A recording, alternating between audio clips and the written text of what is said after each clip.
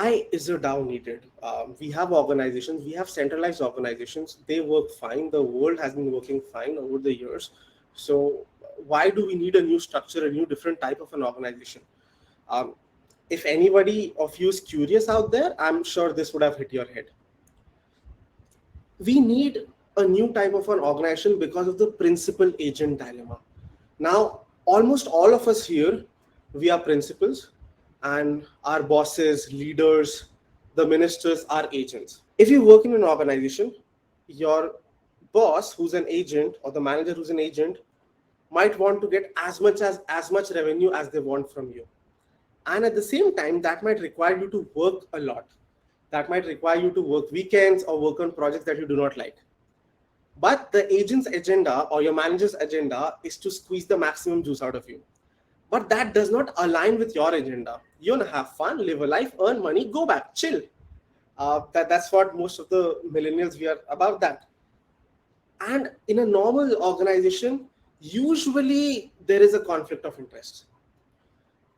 We would want our leaders to govern all the time, spend money judiciously, but they are out there maybe campaigning half the time, or giving a lot of freebies which we do not want, or taxing more out of the salaried class and giving freebies to lower middle class or economically poor section.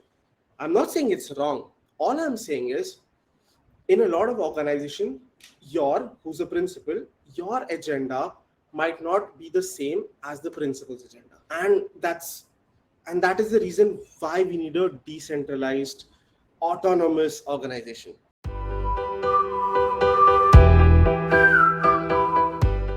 Now, let's talk about some real life examples that I'm sure you might have gone through. A lot of you would have used an Uber or an Ola. I've been using an Uber and Ola since 2015. I was in Bhubaneswar back in those days, and they used to be really cheap. And Uber would cost the same as an auto. And when I was in Bangalore, that's all I used, an Uber or an Ola. And I had these conversations with the drivers. Bhaiya kitna kama lete ho? And then they would come back with a number which would have been my dream salary. They would be like, when I graduated, they would have come back. They would have said that, hey, we earn 60,000. I'm like, okay, that's not bad for a month. They're like, no, we at times earn 60,000 in a month. I'm like, how? Uber and Ola used to give the drivers a lot of incentives to be on their platform. And when all the drivers were on Uber and Ola and all of us were using those services, they stopped giving them incentives and they started increasing the rates. That's how a lot of this happened. And now an Uber or an Ola driver might not even earn 30,000 a month, and that's really bad. So a centralized organization decided to increase rates so that its profit is increased, and it juiced out all the stakeholders, which is you, me, and the drivers. The same happens with a YouTube or a Spotify. You need to have maybe 10,000 subscribers to even start earning from YouTube. And YouTube might give you a 30 or a 35% of the total revenue. That's not the best case scenario. What if I could earn 95% of the direct revenue and some middleman or a woman or a system took 5% out of it, right? And these are the reasons why there are problems. In our local governing bodies, it's your panchayat or your MLAs or MPs out there, they do not really, they are allocated a budget of, let's say, 5 crores for a year or for 4 years. You do not know where that money is spent. You have no clue. You don't have a say of where that money will be spent. Yes, there are promises made every time before an election that, hey, we'll build a park, we'll build a road, we'll build a garbage system, this or that. But there's not really, it is democratic because you choose a leader, but you have no say in what happens with the funds after that. If 5 crores is assigned to, let's say, my ward or my district or my city, my township, I would want to have a say in, hey, where do you spend a part of this? Or at least vote it out. That does not happen. And maybe this is the reason why we need a more decentralized, autonomous organization where everybody can come and vote and decide what to do with the fund in hands, or how do you govern a particular system. Tomorrow, Instagram can just change, or how many of you use Instagram here? I'm sure a lot of you might use. I use a lot of Instagram, and biggest problem that I face is I'm addicted to Instagram Reels now, and it just sucks. Right before this live stream, I was scrolling Instagram. I mean, I could have chilled, be more calmer, but I wasn't. Before, I'm during the meetings. If I'm on mute, I'm just scrolling Instagram, and that's just bad. I would love if Instagram had a feature where I could disable Reels for a few hours for a week, but I cannot. I mean, at least I know there's no way for me to disable Reels. If you know about it, please post it there. What if Instagram or Facebook was a decentralized organization where I had some shares and I could vote, hey, please put a feature out there to ban or to disable Reels. But there isn't, because they know we are addicted to Reels and they earn money when we see it. That's the reason we get notification that, hey, this person went live, this person has posted something, go out there. That's when the dopamine hits. It's not the best for us, but it's best for those organizations. And as of now, we have no means to control or tell them, hey, please make this feature or do this. This is not good for us. This is right for us. And then these are few reasons why I feel we need more decentralized organizations.